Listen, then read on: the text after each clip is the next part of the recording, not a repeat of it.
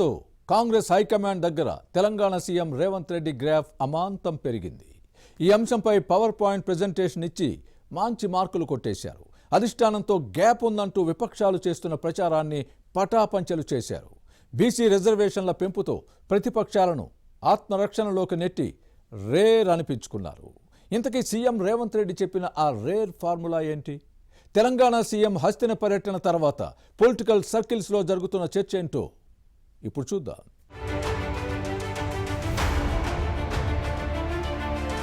Telangana CM Revanth Reddy తన రాజకీయ చాణక్యంతో పాలనలో దూసుకుపోతున్నారు. సంక్షేమం, అభివృద్ధికి ప్రాధాన్యత ఇస్తున్నారు. సంస్కరణలకు శ్రీకారం చుడుతూ తన మార్క్ రాజకీయాలను చేస్తూ అధిష్టానం దగ్గర రోజురోజుకు గ్రాఫ్ను పెంచుకుంటున్నారు. కాంగ్రెస్ అగ్రనేత రాహుల్ గాంధీ తెలంగాణ సీఎంను పక్కన పెట్టారన్న ప్రచారాన్ని పటాపంచలు చేస్తూ ముందుకు సాగుతున్నారు రేవంత్. అధికారంలోకి రాగానే ఏకంగా 21,000 కోట్ల రూపాయల మేర రైతు రుణమాఫీ చేసి దేశంలోనే రికార్డు సృష్టించారు. తన వ్యూహాత్మక నిర్ణయాలతో ఇప్పుడు పొలిటికల్ ట్రెండ్ను క్రియేట్ చేస్తున్నారు. ఇక కాంగ్రెస్లో అంతర్గత ప్రజాస్వామ్యం ఎక్కువ. టీపీసీసీ నేతలతో కలిసి హస్తం పార్టీ నేతల మధ్య నెలకొన్న విభేదాలను చక్కబెడుతూ ఏకతాటిపై నడిపించే ప్రయత్నం చేస్తున్నారు. ఎప్పటికప్పుడు తన పొలిటికల్ స్ట్రాటజీలకు పదును పెడుతూ పాలనలో తనదైన మార్కు చూపుతున్నారు. కులగణనతో దేశానికే మార్గదర్శకంగా నిలిచి జాతీయ నాయకత్వం దృష్టిలో హీరోగా నిలిచారు సీఎం రేవంత్.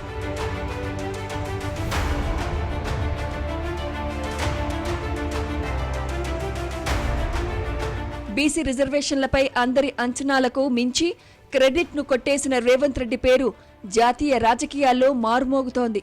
42% రిజర్వేషన్లను అమలు చేసి స్థానిక సంస్థల ఎన్నికలకు వెళ్లాలన్న పట్టుదలతో ఉన్నారు. శాసనసభ ఆమోదించిన బిల్లును కేంద్ర ప్రభుత్వం ఆమోదం కోసం పంపారు.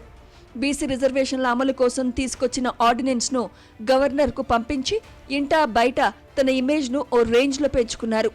వెనుకబడిన తరగతుల దృష్టిని ఆకర్షించి విపక్షాలను ఆత్మరక్షణలోకి నెట్టడంతో వ్యూహాత్మకంగా వ్యవహరించారు. స్వపక్షంలోని వ్యతిరేక వర్గం సైతం మద్దతుగా నిలిచేలా చేసుకున్నారు. దీంతో బీసీ ఛాంపియన్గా నిలిచారన్న పేరును తెచ్చుకున్నారు.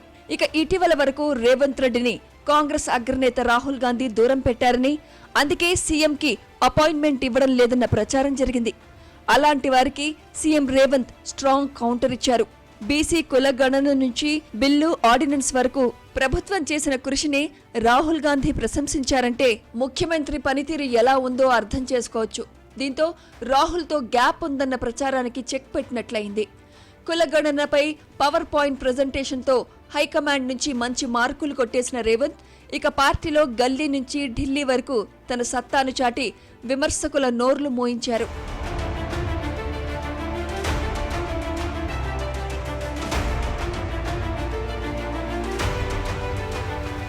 బీసీ రిజర్వేషన్ల పెంపు బిల్లుతో రేవంత్ మరోసారి నేషనల్ పాలిటిక్స్ లో ట్రెండ్ సెట్టర్గా నిలిచారు. దీనిపై మిగిలిన జాతీయ రాజకీయ పార్టీలకు ఎజెండాను సెట్ చేశారు.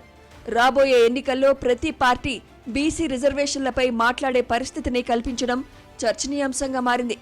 తెలంగాణలో బీసీ కులగణను పారదర్శకంగా నిర్వహించి రాజకీయాల్లో తలపండిన మేధావులను సైతం ఆశ్చర్యపరిచారు.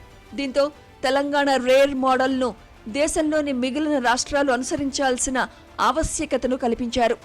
రాహుల్ రేవంత్ కాంబినేషన్ను షార్ట్గా రేర్ అంటూ తనదైన స్టైల్లో చెప్పి అగ్రనేత దృష్టిని ఆకర్షించారు. మొత్తానికి ఇప్పుడు నేషనల్ పాలిటిక్స్లో ట్రెండ్ సెట్టర్గా మారారు తెలంగాణ సీఎం రేవంత్ రెడ్డి. మున్ముందు ఇలాంటి ఎన్ని విజయాలు సాధిస్తారో చూడాలి.